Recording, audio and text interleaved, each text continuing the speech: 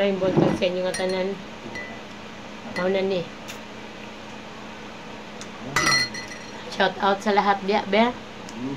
Mamahaw ta. Alam mo ka bala ka, basta may ipamahaw. Atong nahunaw na po unya, paniog to. Mao na yun ang kinabuhi sa tao. Mao na ang kinabuhi sa tao. Kaon?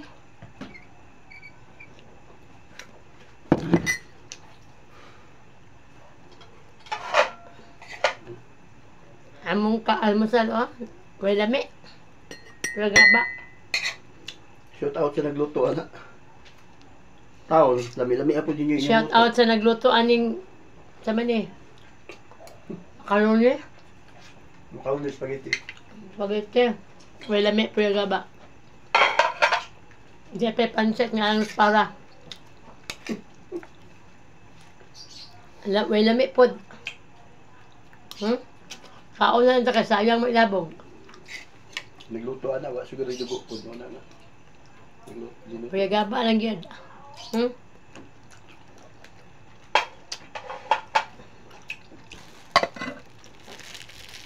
Pang fans kay love.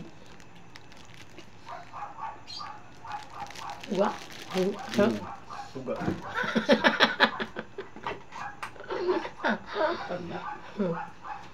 Shout out sa lahat dyan ng mga nag-almusal karon, no? Mayong buntag sa inyo nga tanan. Ari sa Ate Bibit. Simula na pod. Mamahaw tao na ano ta mga nabuhi, ha? Pasensya na. Bago pagyugol ni mata pero kaon na po gudayon kay aron masimulan ko na yung trabaho ko. Grabe.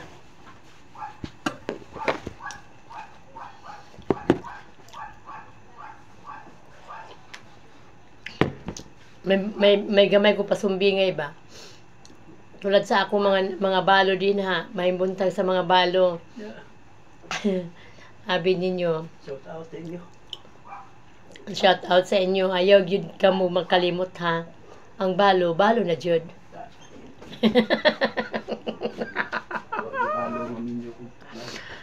Pero ayaw na yun mo magpagminyo. Kay Nga naman tahay.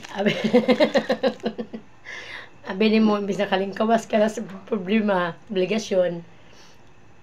Karon, imo na pong sudlan, panibago na pong obligasyon yan.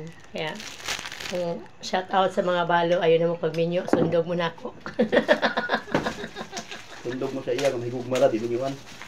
Si, oy. Malabo. Malabo pa sa alketra na.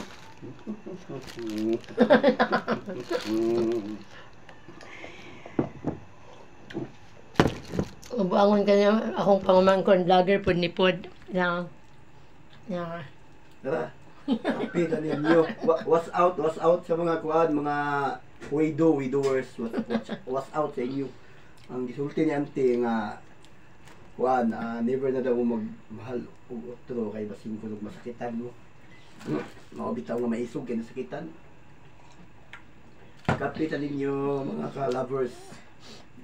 Bitaw guys, paminawa good po sahay ang ako mga mensahe kay ako sa po ko kabalo tinuod jud na Seryoso. isod baya kaayo kanang mabalo ka nya naka-remove on ka na how many years tapos karon balikan na pud nimo ang imong responsibilidad as a wife, di ba? Hirap. Pero ito ngayon maon ni nga minsan atong hinuklugan ang sa atong pagabuhaton. Saan na lang ang BMW kung mao di ini. Okay lang. Okay lang yung kay BMW, long distance lang naman yun. At saka wala yun, natural na yun. Hindi na yun mabago. Kasi sa loob ng 20 years, gano'n at gano'n pa rin hanggang sa ngayon. Kaya parang natural na sa buhay ng isang tao na gano'n lang ang mga nangyayari sa buhay. Pero yung talagang seryoso na makasama mo sa buhay mo, nag-asawa ka na or magminyo ka na, mahirap siguro gawin. Kasi move on ka na lang. Kung halimbawa, may mga problema sa buhay mo, nandyan na may mga anak mo, yun na lang siguro ang karamay mo, no? Kaya, shout out sa mga balo diha, sa mga wala ng asawa, mag-move on na tayo. Pero huwag kalimutan, kasi habang buhay naman yan, iniisip natin siya, mahalin natin siya, at habang buhay natin siyang maalala. Kaya, sa lahat ng mga balo, maway mga asawa, yung balong patay talaga ha, huwag hindi yung buhay. Kasi mayroong buhay na balo, yung naghihiwalay. Kaya, paalala lang kung pwede nga lang no, huwag natang magminyo. Samok-samok lang na sa atong kinabuhi. Manginabuhi nila sa atong kagalingon, happy tayo, kung saan tayo. Kasi naranasan na natin yung buhay na may asawa, napakahirap, no? Lahat ng mga trabaho mo, mga diskarte mo sa buhay, may pumipigil, may nagagalit, mawala ka na ng sandali, may nagsasalitang hindi maganda. Siyempre, mahal ka. Pero, ganun nga yun. Natural lang talaga kasi mahal ka. Pero, mas maganda yung wala ka nang minamahal. Kung nagmahal man sila, kaya mo na sila.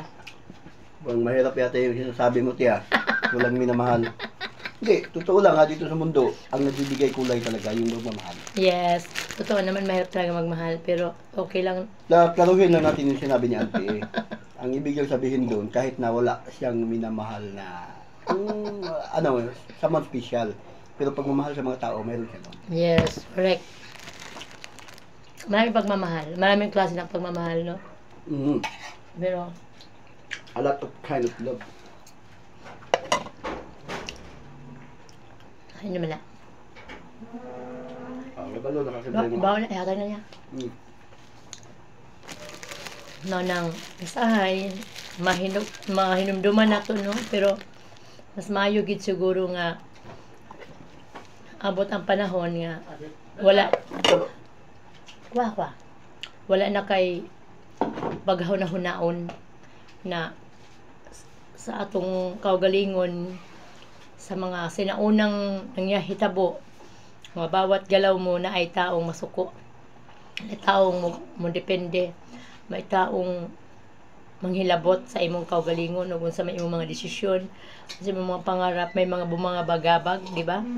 Pero siguro sa panahon ngayon, kung sakali man nahitabo sa imong kaugalingon nga ikaw nag-inusara na lang, padayon na lang sa iyong pag-inusara. Pero depende siguro pod may makakuha kag sa katawo nga maayo man ka or pero depende gid siguro. Pero kung pananglit manggaling na maura gihapon sa imong kinabuhi nga naghatag lang gyapon sa imong problema na wala man gyapon maibigay sa imong maayo, ayaw na lang jud pagminyo. Magbinusara na lang jud ka niya, maghappy ka sa imong kaugalingon, tapos manginabuhi ka para sa imong ugma. Pananglit na doon na kay mga problema na may imong mga anak, imo nang daganan mo na imong sampiton, di ba guys? Paalala o nagpasabot lang ko sa sitwasyon ko or sa akong na feel ko nung wala na akong bana. Pero mayo pod man na di man nato gipangayo nga mawala atong bana o kusa ra man na moabot sa atong kinabuhi, di ba? Kinsa may tao nga mangandoy nga mawad-an og bana og asawa, di ba? Pero dili man gyud mingaw gyud, pero pananglit lang gani mahitabo sa inyong kaugalingon, mapareho mo nako. Una-una adjud ninyo maayo kung unsa gyud maayo nga buhaton nga sa imong kaugalingon nga kung ikaw mabalo ug ayo pag karas-karas nga kanang minyo dayon, kanang mangita kag imong banahon ay imong asawahonon, ayaw kay ngano depende ra gid sa imong sitwasyon ba. Kung pananglit na man ka kay makuhang maayo, okay lang, pero sa panahon karon bihira ka na lang makuha maayo kasi ang maayo, ang uban nangita pug maayo ba, nagpangita itag maayo mo nang mag-inihay na ng tagpangitag maayo niya. Depende po baya, wala baya ka tanan karon tawo na ang magyud problema, na ang magyud diferensya, di ba? Naagyo ka at kaugaling mong batasan sa isig ka tao mo nang mahirap jud ka makakuha og kanang maayong tao. Nang akong paalala lang sa tanan, parehas nako Kaya paminawan ninyo ang akong mga mensahe kasi kani may makatabang sa inyong hunahuna sa magalingan inyong nahunahunaan nakamu usa ka balo nga naglibog mo kung sa inyong buhaton. Kung ako, kung naa manggaling, padayon mo, pero kung alanganin mo, maginusara na lang ta. Kaya salamat sa inyong pagpanood sa aking YouTube channel, Bibit Gabasa. Paki-like na lang, shares at comments at paki-subscribe na lang din sa mga taong wa pa mag-subscribe, palihog kog subscribe. Maraming salamat, mayong buntag at God bless.